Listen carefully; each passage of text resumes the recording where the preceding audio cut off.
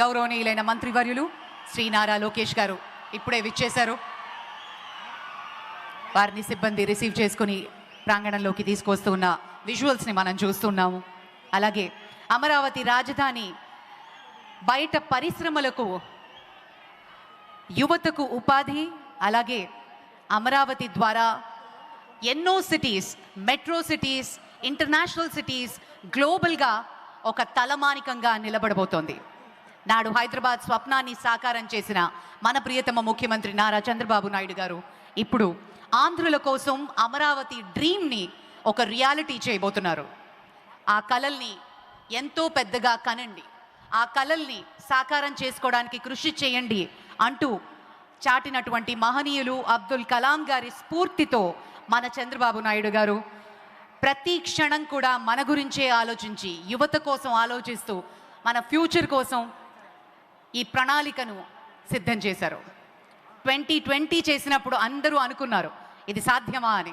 2047 vision ఇచ్చినప్పుడు ఇది నిజంగా సాకారం అవుతుంది అని ప్రతి ఒక్కళ్ళు నమ్ముతున్నాం ఈరోజు మరి అదేవిధంగా ఈ బృహత్తర యజ్ఞానికి వెన్నుదన్నుగా నిలబడిన రైతన్నలందరికీ పేరు పేరున పాదాభివందనం చేసుకుంటున్నాం ఈ సందర్భంగా. అలాగే మరి ప్రపంచమంతా చూస్తున్నటువంటి నేత మన నరేంద్ర మోదీ గారు గ్లోబలీ మోస్ట్ పాపులర్ ప్రైమ్ మినిస్టర్గా పేరు తెచ్చుకుంటున్నారు మన ప్రధాని గారు.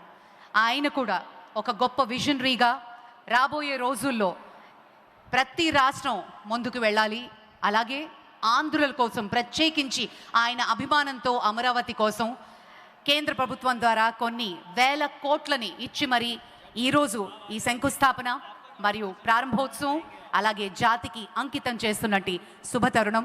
మరికొద్ది క్షణాల్లో ఈ ప్రాంగణానికి పెద్దలందరూ రాబోతున్నారు. ఇక అమరావతి గురించి చెప్పుకోవాలి అంటే ఎంతో చరిత్ర. మనకి రాబోయే రోజుల్లో అమరావతి కళ ఎలా ఉండబోతోంది, దాన్ని రియాలిటీలోకి తీసుకురావడానికి సింగపూర్ సహాయంతో ఒక మాస్టర్ ప్లాన్ని రూపొందించడం జరిగింది. ప్రపంచ ప్రమాణాలతో వాటికి తగ్గినట్టుగా ఒక రాజధాని నిర్మాణాన్ని చేసుకోబోతున్నాం. ప్రధానంగా 9 థీమ్ సిటీలు, knowledge city, justice city, finance, health, media సిటీలతో పాటు ఈజ్ ఆఫ్ లివింగ్ పద్ధతిలో అత్యవసర సేవల కోసం 5 నిమిషాల్లో మనకి ఎమర్జెన్సీ విధంగా హెల్త్ కేర్ అందేలాగా, పనివేళల మార్గాలు కూడా 15 నిమిషాల దూరంలో ఉండేలాగా, హరిత పార్కులు, అలాగే సౌరశక్తితో నడిచే నగరాన్ని మనం ఆవిష్కృతం చేసుకోబోతున్నాం.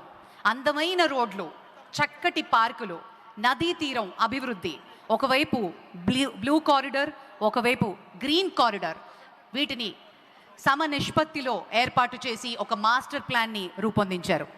భూముల సమీకరణలో వినూత్నమైనటువంటి ప్రయోగాన్ని ఒక మోడల్ సిటీగా ప్రపంచమంతా మనల్ని చూసే విధంగా అమరావతిని ఆవిష్కృతం చేసుకోబోతున్నాం. చాలా చాలా ఆనందంగా ఉంది. అండ్ ప్రత్యేకించి మన రైతన్నలు తమ భూముల్ని స్వచ్ఛందంగా ఇవ్వగా అభివృద్ధి చేసిన ప్లాట్లతో పాటు ఎంతో వినూత్న రీతిలో వీరికి అమరావతిని ఒక మోడల్ సిటీగా చేసి చూపించి మీరు ఆశించిన విధంగా నెక్స్ట్ జనరేషన్కి, మీ వారసులకి ఒక అద్భుతమైన రాజధానిని ఇవ్వబోతున్నది మన ప్రభుత్వం.